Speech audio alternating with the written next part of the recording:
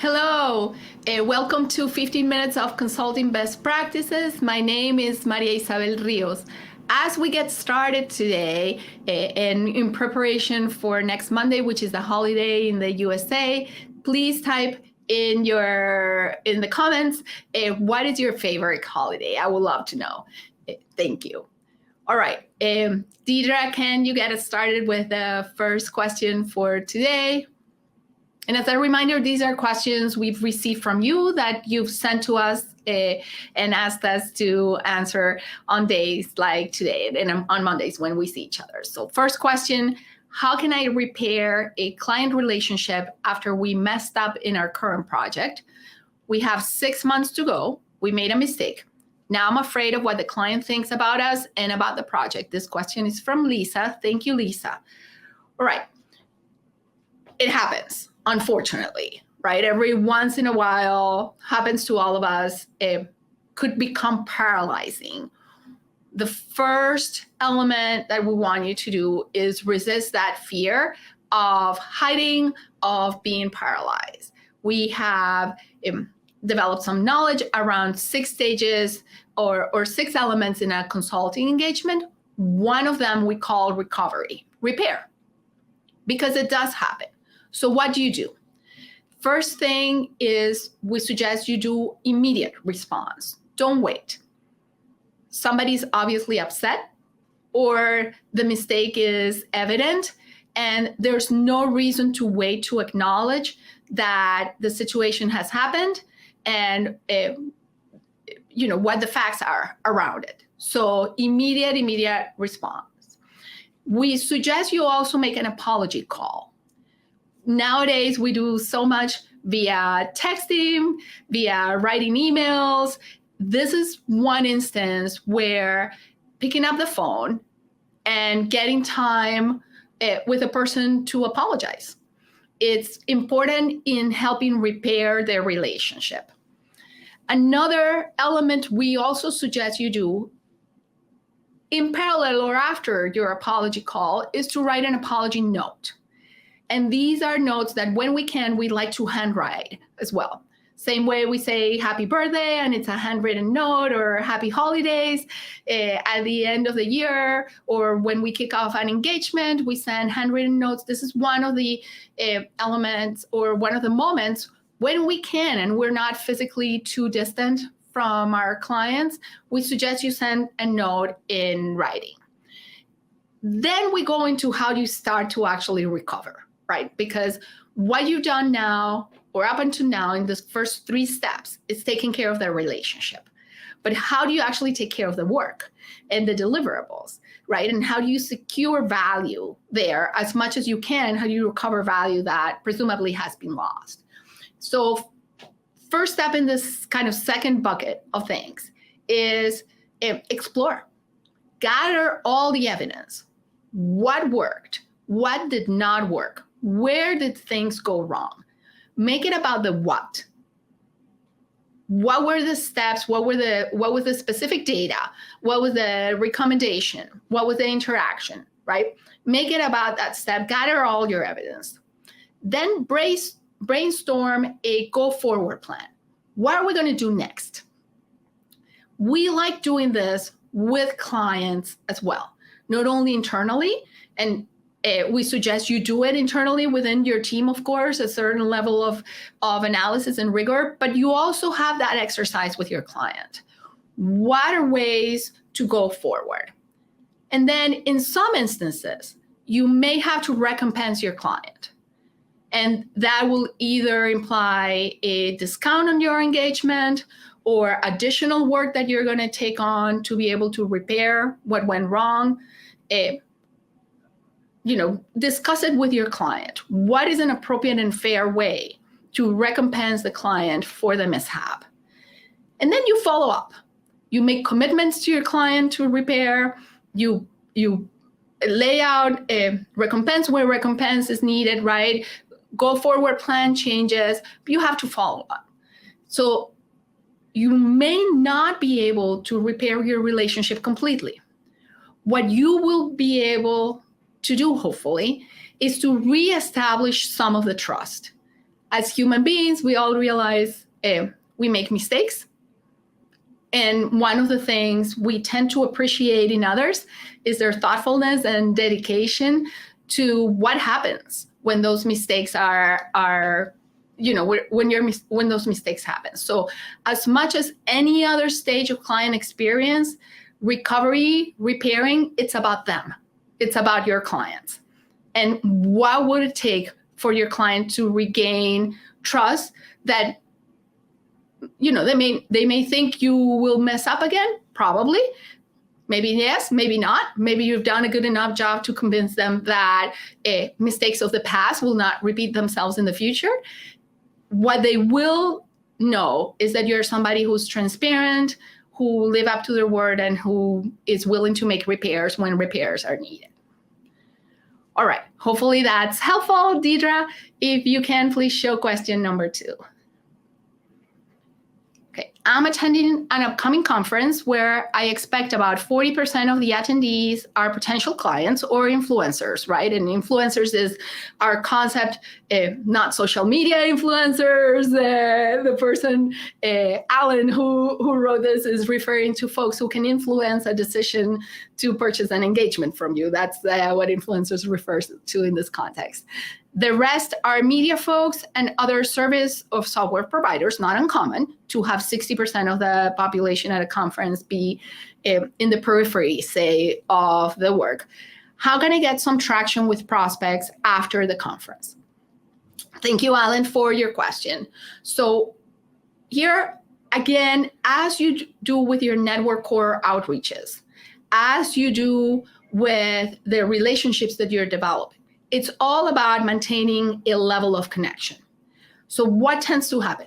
Folks go to a conference, we're all enthusiastic, we hear about hopefully cutting edge things happening in our industry, speakers who are motivational, and then we go back home and we come back into our day-to-day lives. That happens to us, that happens to the executives and to potential prospects that are at a conference. So how do we extend that point of connection at the conference beyond it and really start to develop a level of warmth where we recognize each other and we maintain each other in our radars? One way to do that is to schedule follow-on conversations.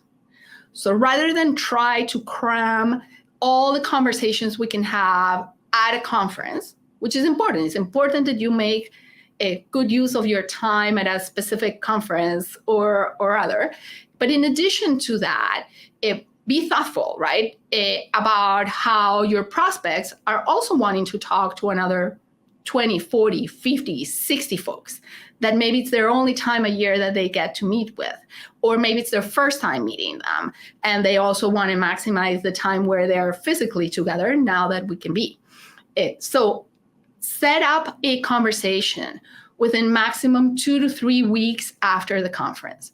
You can compare notes, you can compare insights, and our approach is that initial conversation, unless a specific opportunity came up and you took what we call the turn, and you can look for it in our articles, which explains what we mean by that. But unless there was a specific opportunity and you have, say, permission to address the specific opportunity, you make that connection, that conversation about connecting, about getting to know each other a little bit better, about establishing a rhythm where you can be in touch and you go from very cool distance, I saw you once at a conference for 10 minutes, to I recognize you, I know who you are, you know who I am, and we can have enough depth in our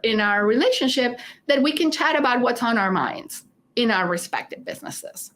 So very, very important, not only what you do at the conference, but what you do in the 2 or 3 weeks after the conference. And that's where we see the payoff really coming to light, right? The payoff is in the period after the conference where you reinforce that. We also suggest, for the same reasons about connection, that when you think about conferences, you draft a 3-year plan. It's much more effective when you go to a conference a second year and a third year, where folks come to expect you and you come to expect meeting them, where you can have the same kind of group of prospects that you meet on a regular basis. So when you're thinking about conference, think, okay, am I willing to commit to attend this conference for 3 years in a row?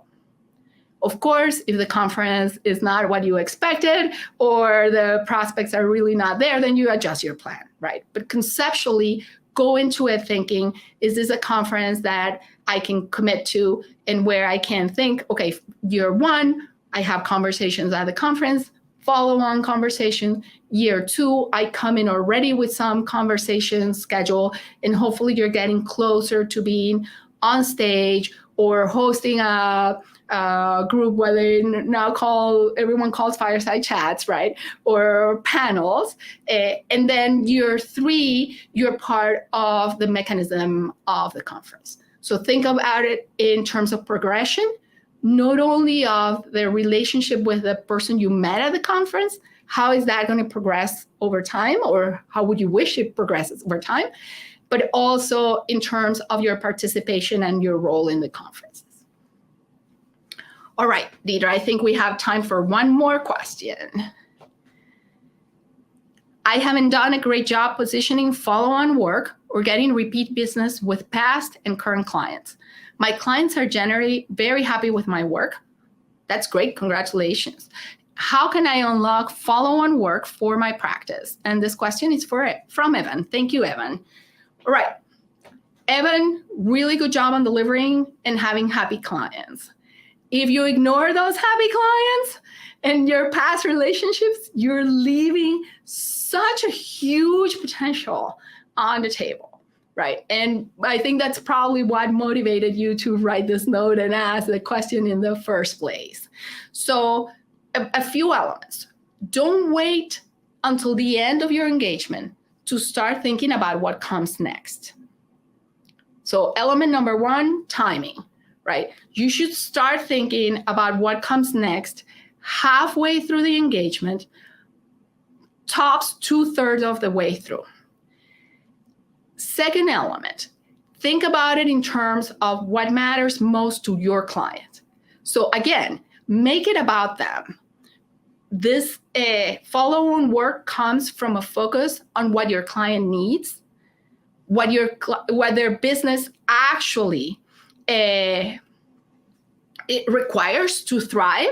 And of course, it adds the knowledge of the engagement that you're currently in or that you've done in the past.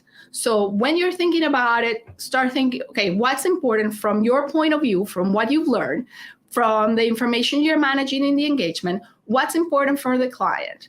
And then look to have a conversation with the client where you say, okay, look, I would like to have a kind of go forward for your business conversation. What's important? What's pressing? What's the next priority? And then take the turn. Say, okay, are you open to having a discussion about how we can support you with that? And the answer may be yes. Most likely will be yes, because they're happy with you. They're happy with your work. They're already working with you.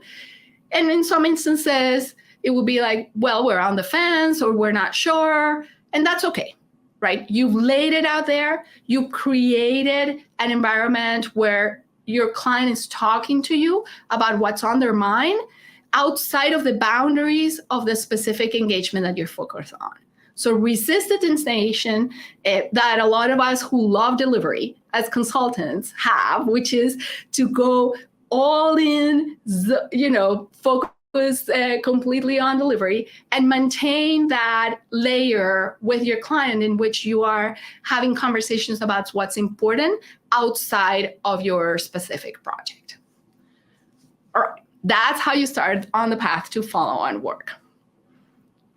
I can see that we're run out of time for today. So 3 things before I let you go. First thing is, if you haven't connected with David or with myself on LinkedIn, please do so. We love to connect with you. You can find David at David A. Fields, and you can find me at MIRIOS, MI-Rios, LinkedIn / David A. Fields, or LinkedIn / Marisa MI-Rios. Second request from you is, if you haven't subscribed to David's articles yet, please do so. Right? They're easy to subscribe. There's over 400 of them. Practical, tactical, how-to advice. You can search for them. The way to subscribe is to go to davidafields.com / subscribe. And you'll find a nifty button, and you can do that as well. And lastly, please send us your questions. Next week, we're skipping LinkedIn. We'll be on holiday, so we'll see you in 2 weeks. But we're looking forward to answering questions that you sent to us at info@davidafields.com or via LinkedIn. Thank you for being with us today. Have a fantastic week.